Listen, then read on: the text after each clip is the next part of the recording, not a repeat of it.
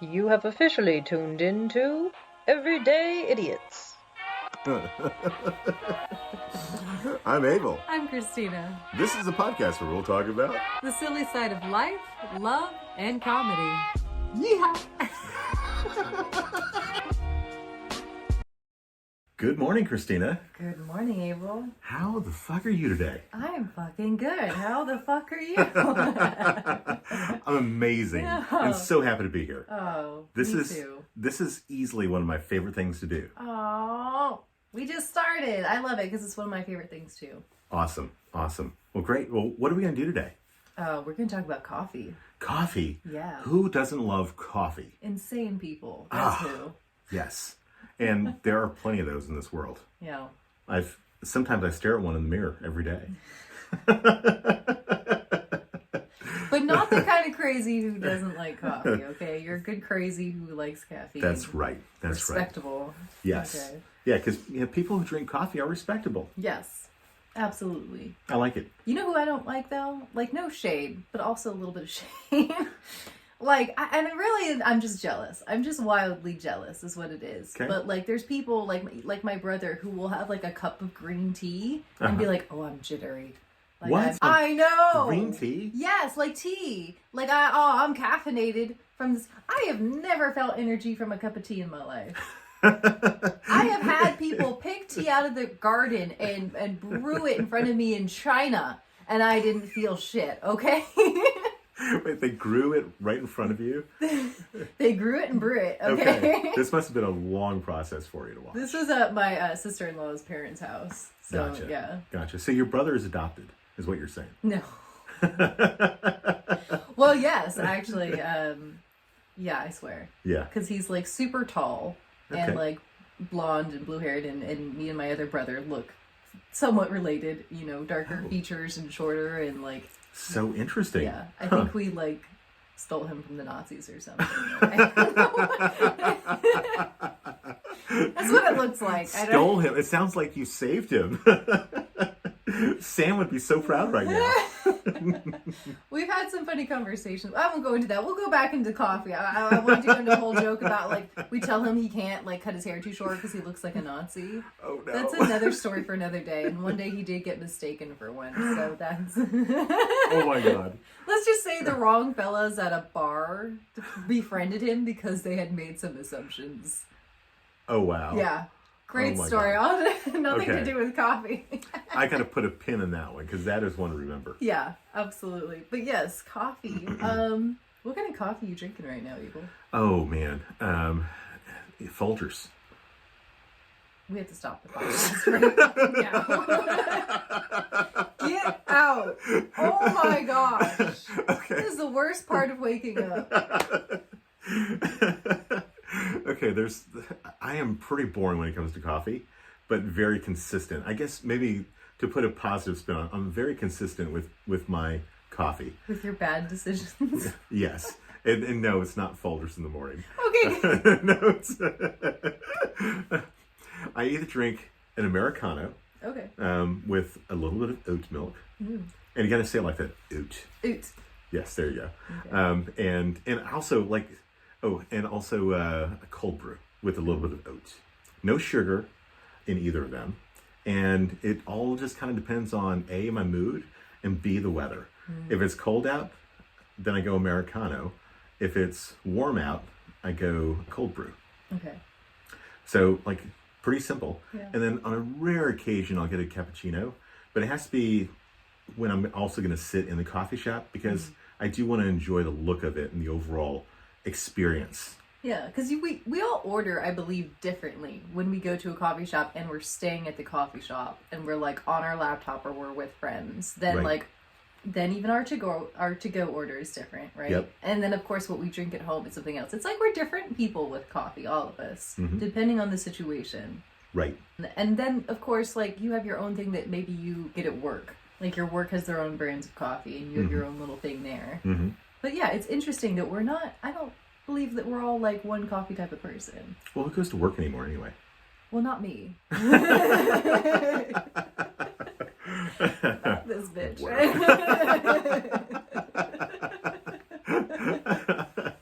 I just go out and coffee with people, and then somehow I get money. So that's what I do. That is an amazing career. Yeah, and it's in the evening, so I don't need to drink coffee. And I'm publicly speaking, and to be honest, like the nerves of it all, and like performing and being in it, like I have enough like jitters and like energy to do it. I've been sick or exhausted and gone in, and as soon as I start doing my thing, I'm just like awake. Like I am there. I don't need coffee. Gotcha. However, to wake up in the morning time, I've never tried it without coffee, but I'm assuming that's what hell is. Now, well, I'm a morning person, and what I love to do in the morning is get out of here and walk to a coffee shop. See, that's how I want to start my mornings. In my community right now, they're building like a bunch of little small stores, and they're not nearly done, but we're going to have like a tiny little grocery store we can walk to. Nice. Like there's going to be some office spaces and a coffee shop, and I'm like, I don't even care how bad or good that coffee is, or the baristas, or the situation. I will walk to that coffee shop every day.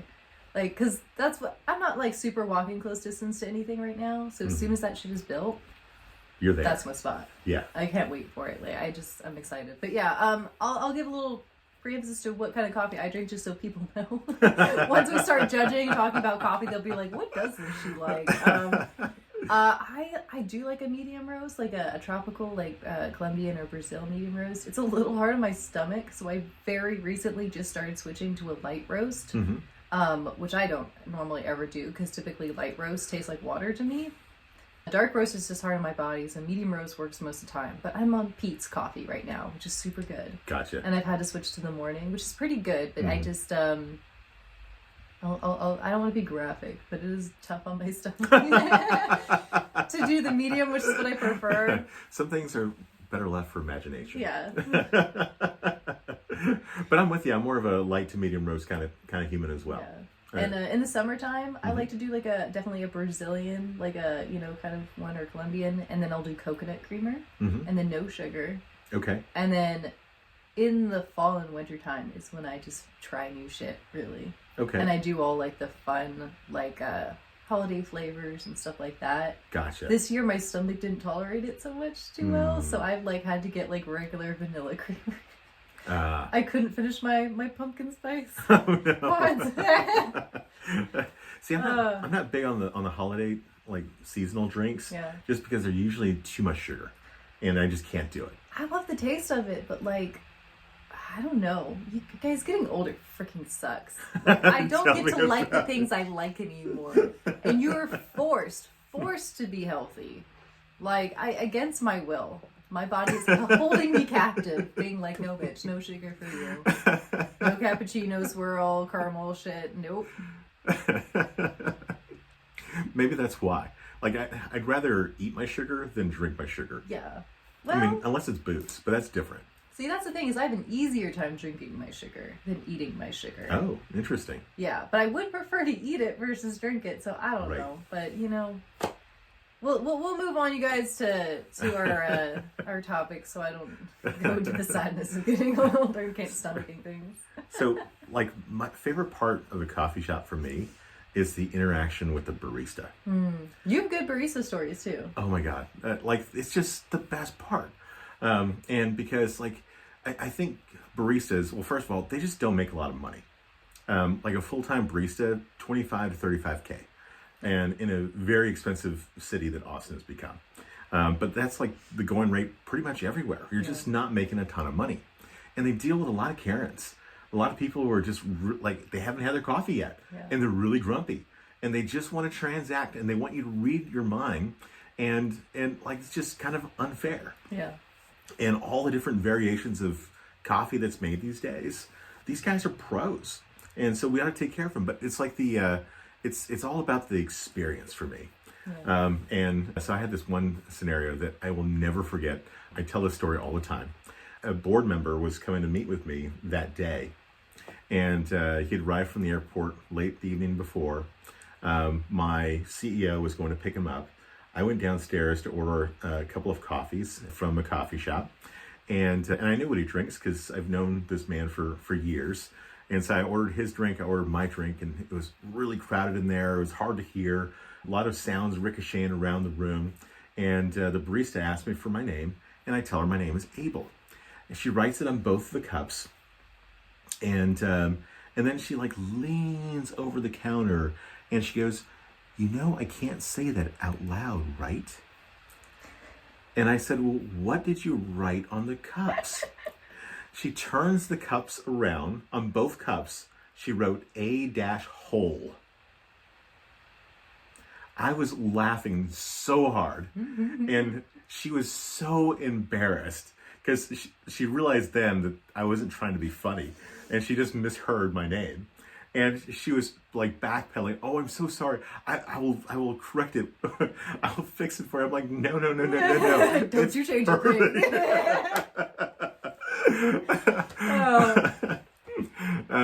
Like, I think that woman worked in that particular coffee shop for probably another 6 months. Every time she saw me walk in, she would just start to giggle. And we laughed every single day. My favorite Yes. And she never got my name wrong again. I bet. Oh boy. I wish there were some CEOs that were as careful as baristas. Well, we won't get into that story, but I do love that. I was a barista years ago, and I loved it. It was a very tiny coffee shop, and I got to just make up. They literally had this big old binder book where like you could talk about what you could combine to make up and invent drinks.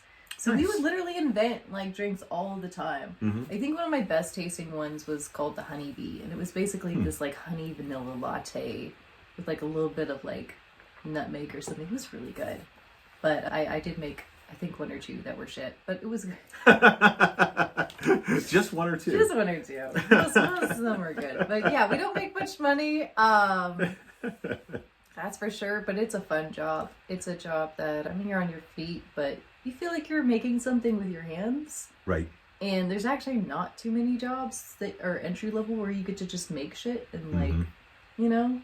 Right. I don't know. It's one of those jobs that it's satisfying, but there's a lot of downsides, like Karen's. Like most of the Karen stuff that we know today came from like TikTok and like YouTube, and they all happened at like Starbucks or something, right? Right.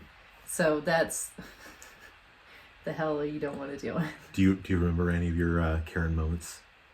I was fairly lucky. I don't feel like I encountered too many bad people, but Okay. it was an interesting situation though, because I was actually at a Christian camp, and I won't, in California, I won't like name names or anything, but like we had like, it was like the gift shop, like we sold candy and like teddy bears, and it was like the only place you could like buy stuff really. Mm-hmm. And like during the summer, kids would go there, right? And so it'd be a bunch of kids, and I felt bad about that because I'm given like espresso, whatever, like latte drinks to like 8-year-olds. And I went to my boss and I'm like, I feel weird about giving children, who are unsupervised by the way, and have been given like $20 from their parents. They go in there and yeah, they're buying candy, they're buying the teddy bears, but they're also getting like coffee. Right. The best thing we did is one little girl, she came in and she was like, she's pretty little, and she's like, "Can I just get a cup of whipped cream?" And I was like, "Yeah, you can." Like, I feel so much better about that than giving you coffee. So she got a puppuccino. Yeah, she got a puppuccino, but this is back in the day, so it was a kittuccino. and so I made it all cute looking, you know. I put a little lid, a little straw on it, and her friends saw it, and they were all like, "Can I get one?" And I was like, "Yes." And so I even started advertising that when we get kids coming in, and they would look at the menu, and of course, little freaking 10-year-olds looking at a menu. And there's always the kid that's like, "My mom takes me to Starbucks. I know what everything is on the menu." Right. But most of them are like, "What is this, Italian?" And I would always just be like, "You know what we can do is we can, for only $1 is what we would do. It was like 50 cents or $1. We can get you a little cup and fill it with whipped cream." You know? Nice. And so like a good amount of the time they would do that. It was my way of saving the youth. Wow. Please don't drink coffee. And before that I was like, "You sure you don't want decaf, kid? Like, let me get you decaf, kid. Are you sure? You are 8. Please let me make this decaf." You've really sacrificed to save the children. I was right. They were unsupervised. They wanted to feel like adults, you know, in a coffee house. But the rest of the year, you know, we actually had like church groups, but they from all over the world, and so we actually had a lot of them from all over Asia, which was awesome. And so the only issues I dealt with there, people weren't rude, and I think it's because English wasn't a lot of people's first language. Gotcha. And so it was a lot of like so they didn't know all the good words. Them being patient with me and me being patient with them about like you know, trying to order. Gotcha. And so I did a lot of things of like them pointing at the board, me double checking and pointing and gesturing and explaining. God. That suddenly gives me a flashback to a time that I was in Russia. Oh yeah. Yes. Okay. So we adopted one child from Russia. Right. And on our first trip out there to meet her, we were in this little tiny town. Actually, it wasn't tiny. It was probably as big as Austin is. Oh, okay. But I guess tiny for Russia, right? But well, no. But it's a town you've never heard of before. It's called Ufa. UFA. Okay. And like because of like Soviet Russia and all those years, at the time there was only one hotel in that whole town. So imagine a city the size of Austin with one hotel. Like you can't fathom that, right? No. And like that process was so stressful that and on top of it, like in that region, no one spoke English, and so it was really hard to find like to get food and know what you were getting. So you really had to be either adventurous or hope you get lucky. Right. So we were eating a lot of food out of the suitcase, and I had like these energy bars that were really chewy, but I was like clenching at night in my sleep, so my jaw was sore and swollen, and I couldn't like handle the chewing of the bars. Oh, man. And I was so hungry, so I went to the restaurant in this hotel, walk in. And it was an odd hour, so there was nobody in there other than a lady who was working. And I looked at the menu, no English at all. I tried to speak with her. She didn't speak any English at all. So I was just like, oh my God, what am I going to do? So I started going, moo.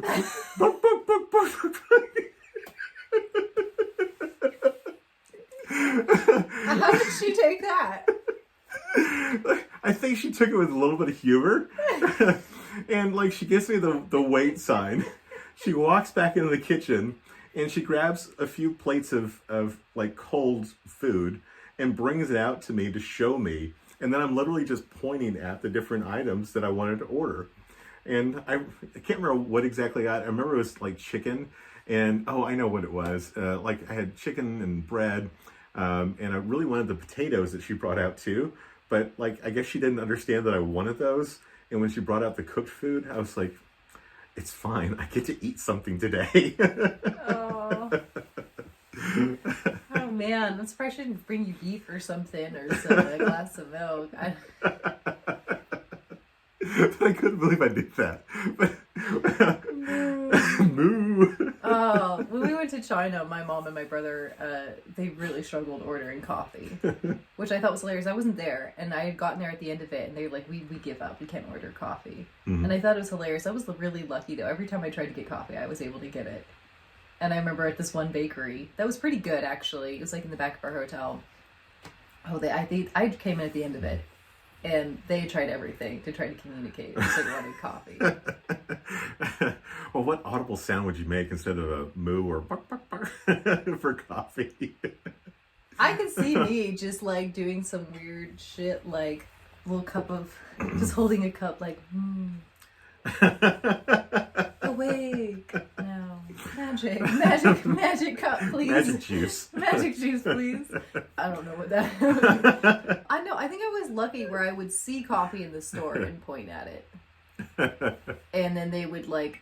People are very nice. Right. And they grab a big cup or a little cup, and then you just do the pointing thing, which I had to do a lot because all I could say was "shishay," which is thank you.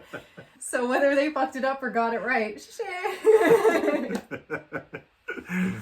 But yeah, luckily most of the time we had David and Lily with us to translate.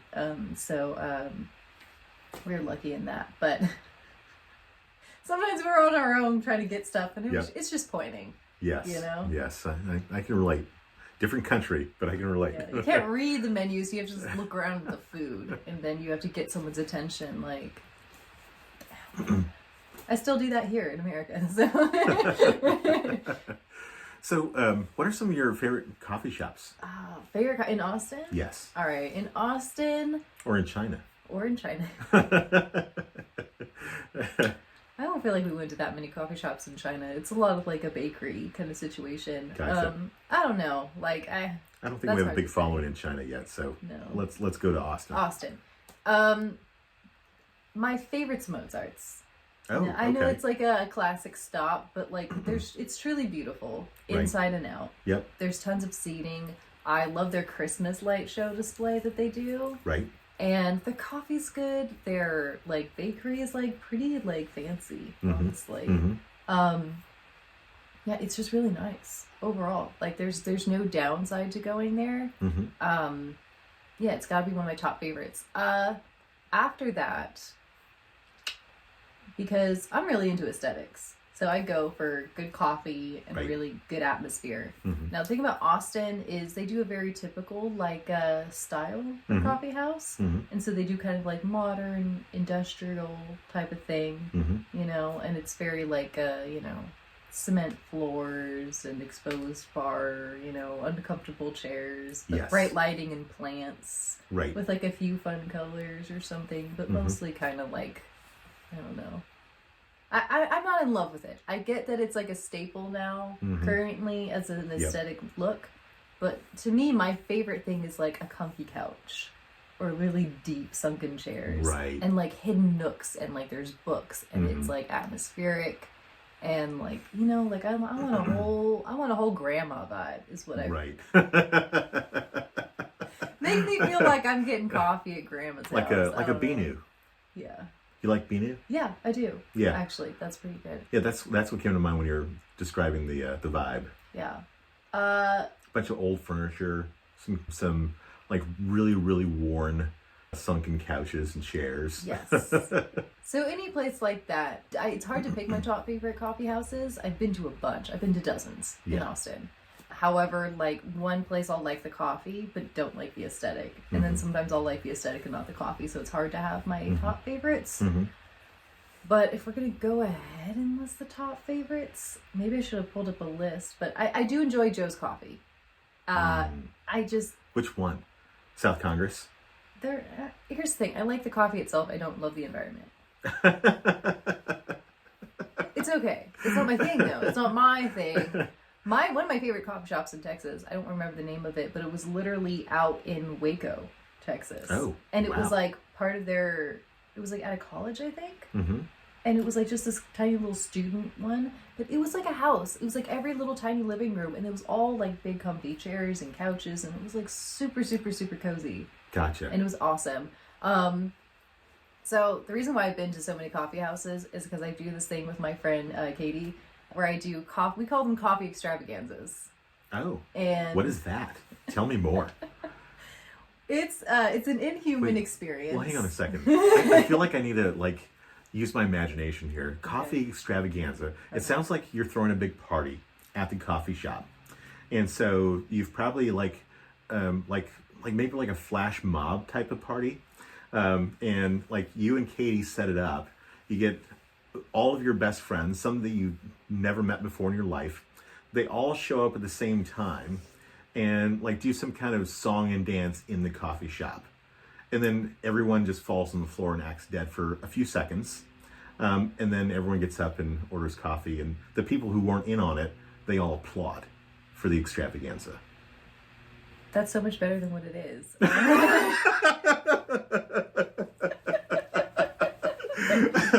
Well, we have a new my idea. Imagination. Someone will tell me something like that, like coffee extravaganza.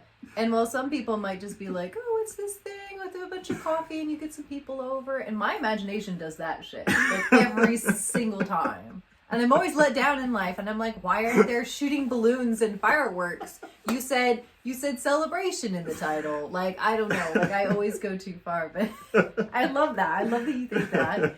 Now I have to rethink what the coffee extravaganza is. Sorry, did I ruin your story? Completely ruined now. No. The coffee extravaganza, it's intense, but it's not as like celebratory and fun as that. But to give a little background on it, my friend Katie, she goes all over the world and does this. Mm-hmm. So she's just in love with coffee. And she likes Starbucks, but she loves trying, other coffee shops. Mm-hmm. And so she's just had this habit of, going and finding all the best coffee shops. Wherever she travels, she hits them all up. She used to how Starbucks has like a different cups for every state and stuff, and sometimes different cities. She's like collected them. I even got her one in Hangzhou when I was in China. Nice. Yeah. Because she hadn't been there. And she was like, can you go to Starbucks when you go to China and bring me back like one? And I was like, yeah, and I bought myself one too. Still got it. But yeah, so I think she likes doing them with me the most. Maybe I'm, well, impartial. Of course. Because she's told me that I do it the most intense. Because she does this with other people, right? Because she's going all over. Okay, you're killing me. You're like, just say it. No. There's so much buildup. We try to hit as many coffee shops as we can in a day.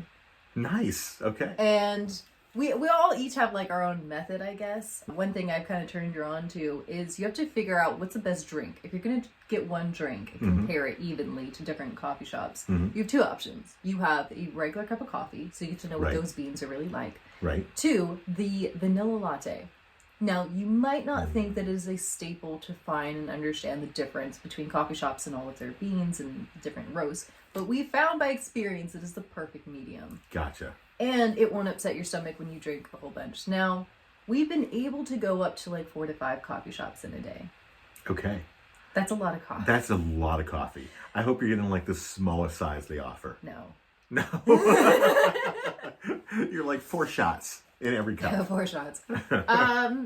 Yeah, so we pretty much, we try to stick to vanilla lattes unless we see something on the menu that we want to try. And we'll try different, like sometimes they're baked goods. If we get hungry at a certain point for lunch, we'll order their sandwiches, something like that.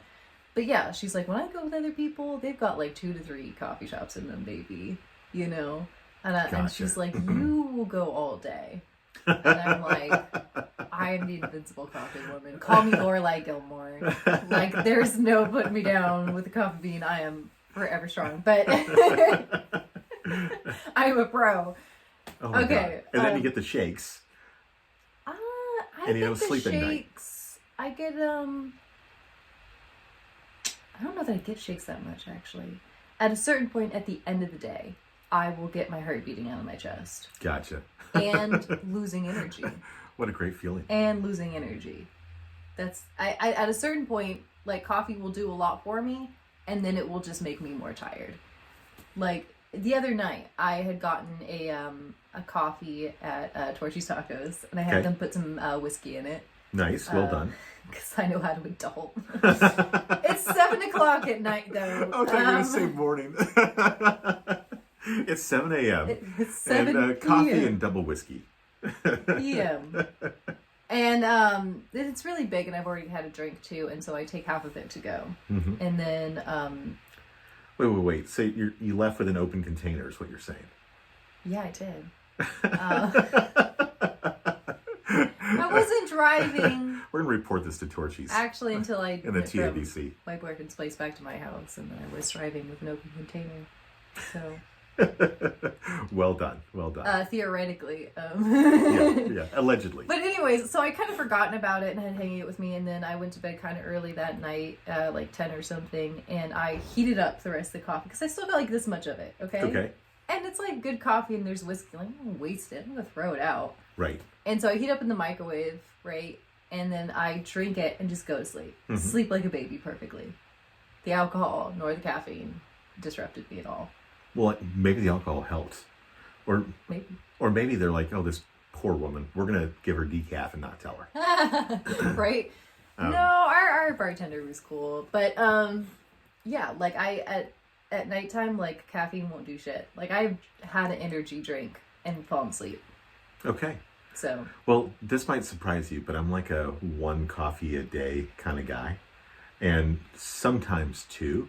But, like, I can't do more than 2 because my like I lose the taste for it. And I just don't like it as much once I've had that second cup. Yeah. And so it has like diminishing returns for me. And I just have to cut myself off and wait till the next sleep. And then it tastes wonderful again. I don't know what it is. Just, I don't know, something about the way my taste buds are wired. Maybe I'm broken. Maybe. Well, No. I'm definitely broken, but not necessarily from a coffee perspective. I get that. I am drinking 1 cup a day, a huge cup, but and I will drink more. Like, that's the problem with me is if I'm home all day, I have my 1 cup and I'm just cool. But you could bring me out. You bring me out into the world and I'm walking past coffee shops. There's coffee on the menu and I'm like, hello, beautiful. So I've got a heartwarming story for you related to coffee shops. So I tell you that like for me, it's all about the barista and the barista experience. And so during like early COVID times, all the coffee shops closed and it was terrible. And so I adjusted, I started making my own coffee, and because I had to, there was a one mom and pop that was out of the way that I would go to West Pecan up in Pflugerville, and I would get the big old jugs of coffee and keep it in the fridge. So that worked for a while, but wasn't the most convenient thing, but they were open. Finally, the coffee shop in my building reopened. But at this point, like all my habits had adjusted.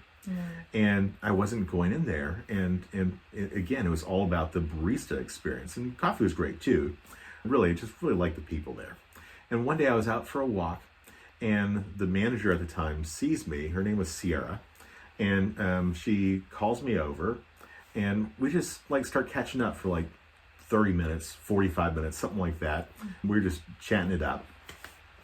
And then I told her that I had to go. And she looks at me and she goes, Abel, I don't care if you don't order coffee in our store, but we miss you. Will you please come back? And I believe that she was extremely sincere. And even if she wasn't, it was such like an enormous sales pitch. I was back in that store every single day. Dang. That's how you make that money. No, that's so sweet. Like, no one's loved me that much. Shoot. Even my mom's like, get out of here. Get out of here. Yeah, that was like my favorite heartwarming coffee shop story. That's awesome. Yeah, no, I've never been quite that beloved.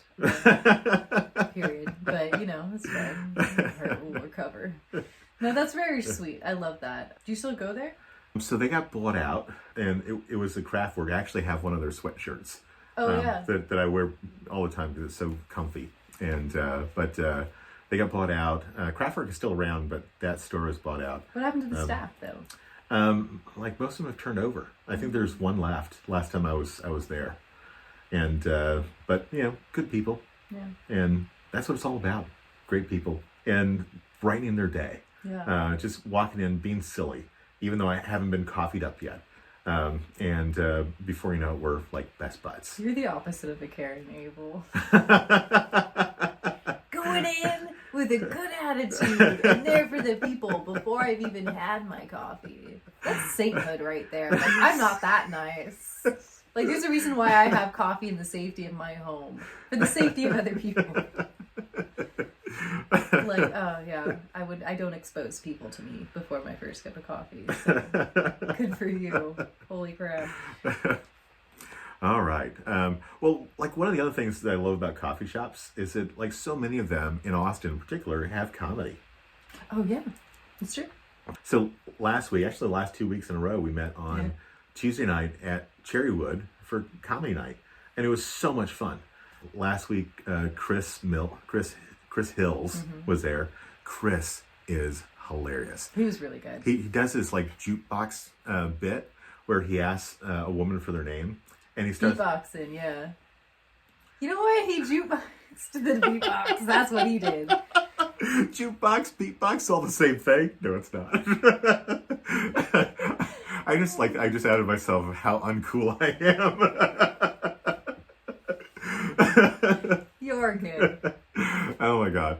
And like there's no, I don't know, mimicking what he does. No. It's just so good. And then he drops in the woman's name, and everyone is just like on fire, laughing, clapping, and that's how he starts his bit. And he has this super high-pitched voice, and everything he says is funny because he's like even making fun of himself and his voice and about how no one can take him seriously. Yeah. Like, so he found the right career then, because like, who wants to take a comedian seriously? Nobody. No. Absolutely not. Not those people. They're terrible. But no, but I'm just talking about us. Not Chris Hill. He was great. He there were some good people out that night, but I have to admit he stood out like quite a bit. He's very talented. Right. Yeah, we'll definitely be happy to see him again. But yeah, there's a couple of coffee shops that do comedy. What we have, like the Hideout. Yep. We have Kick Butt Coffee. Kick Butt Coffee saved my ass one day. Kicks everyone else's ass, saves Abel's ass. That's. I was on a long bike ride, and they're on Airport Boulevard, like not the greatest road to be on a bike on, but it was a shorter path, and I was getting tired. I was out of water, and I'm like, I have to like stop somewhere. And I remember Kick Butt was there, and I went into Kick Butt with my bike, and they so kindly like refilled my water with ice water because it was stinging hot outside. Gave me a banana. So I'd like refuel up. Aww. And they were just like so friendly, and like they didn't want my money. Like, kid you not. So I gotta give them a big tip. Yeah, absolutely. Such good people. And then there's Buzzmill, which I hear Chris is going to be there tonight for a comedy show. Buzzmill's a really popular spot over on the east side. Kind of like a Cherrywood, a lot of outdoorsy area. It's a really cute spot. I went there on New Year's Eve a few years ago. Yeah. Yeah, I didn't get my invite for that one. I didn't know you then. I'm so glad I do now, though. You're so full of shit. You went there. Yeah, I hate this. No. Actually, I went there on a coffee extravaganza because we did one on New Year's Eve. Oh, nice. Yeah. Okay. Which was difficult because of hours, and obviously it's coffee shops, and it was a whole thing. We really, I don't know why we picked holiday to do that, but no, we pulled it off, though. And we actually hit some good spots, but yeah, we went there and it was nice. Well, okay. I kind of like this flash mob idea with the coffee shop. Buzzmill would be a great spot to do that. Like, that would be so funny. I can't dance, though. That's an issue. Well, do you think I can? And who wants to see that anyway? But it would just be funny. It would. We'd have the energy to do it. What's the clothes, though? Like, what is the outfit? Like, do we just go in regular clothes, like inconspicuous? Do we rip them open and have, matching shit? Yes. Well, it doesn't have to be matching, but, everyone wears, solid colors. Yeah. Everyone shows up in a jacket, rips it off, and then, someone breaks out some music, and it's not a long thing. Everyone just starts dancing with a lot of high energy. It can't be, half-ass dancing. Yeah. It gotta be kind of, angry dancing. Angry dancing. Is that a thing? Angry dancing? It is now. I just saw it. I can't unsee it, Abel. You've invented it right here, folks.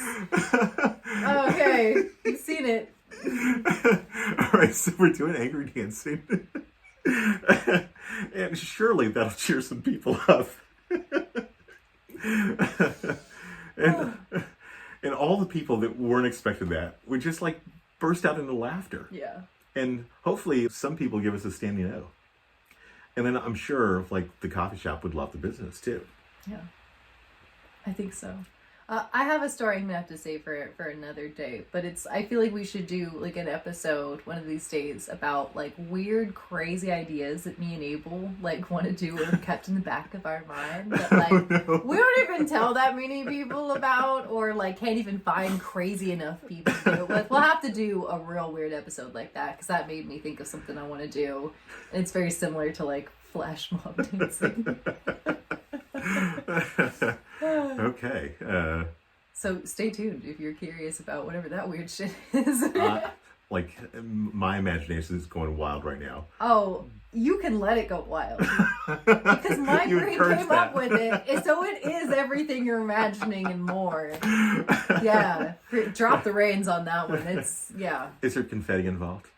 There should be. There can be. Yes. But, We need confetti. okay. I already have confetti. I have a bottle ready of confetti in my closet right now.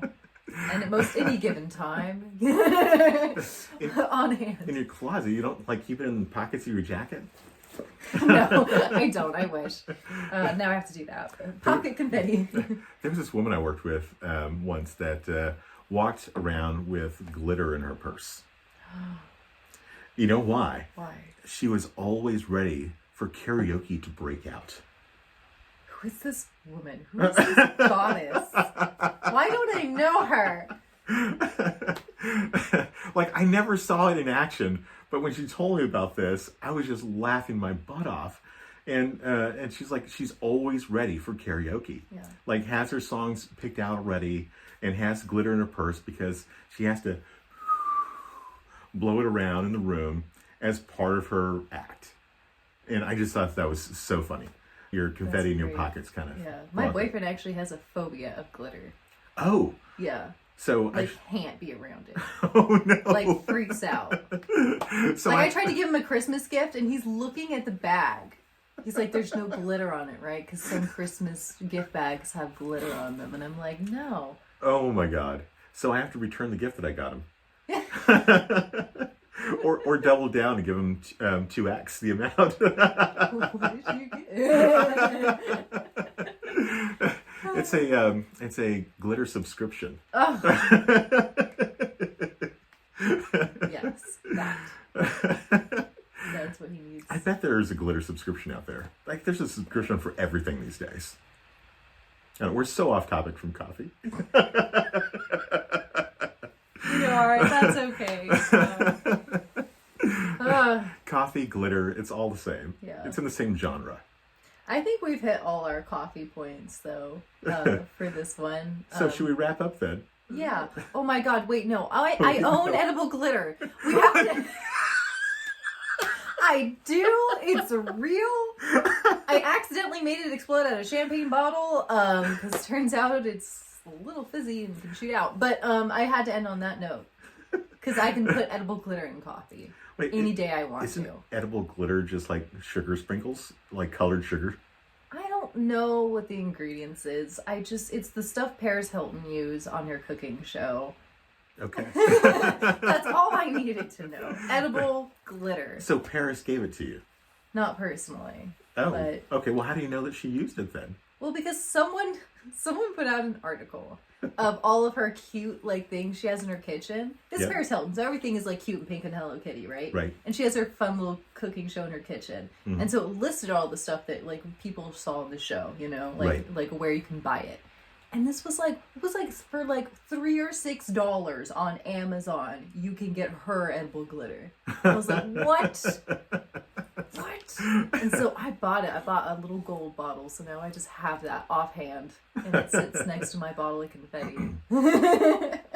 It's true. Wow. Well, I wonder if the confetti that friend of mine had in her purse, I wonder if it was edible. No, she had glitter. Wait, Oh, no. Edible glitter. Yes. Yeah. that'd be nice, right? Like, what if you just take it out of your pocket and you scare people and they're like, no, and then you're like, just kidding. And just eat it. That would break people. So bad. I could do it, though. You might just want a snack during the day. Can you imagine? I'm a fairy, don't worry about it. I'm a princess and I eat glitter. Okay, this has gone Has. so off rails. I'm sorry, but I had to leave off the note on I have edible glitter that I can put in coffee if I want to. I'm so happy to know that. Yeah. Well, you'll have to bring it along sometime when we meet for Absolutely. coffee. And we'll have to do a coffee extravaganza. That sounds great. Yeah. Okay, I think you're going to beat me, but we'll do it. I am a pro. Me, coffee, ping pong, we expert here. Yeah, coffee, glitter, and ping pong. Yeah. Those are your skills. Yes. Great. Awesome. Well, Christina, this has been so much fun as always. It has. It's been an honor, Abel. I've loved talking about coffee with you. Thank you guys for listening on this one. Definitely stay tuned for more surprise confetti and glitter.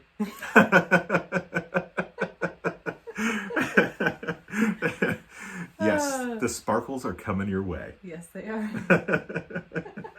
Thank you guys so much. This has been Everyday Idiots, and you guys have a great day. Bye. Very serious now. Okay. We have to do the outro now, Abel. You've been listening to the Everyday Idiots podcast. Where we talk about the silly side of life, love, and comedy. Please like it, subscribe to it, and tell every friend you know about it. Thank you for listening, and check back soon for our next episode. Yeehaw! Don't do the yeehaw!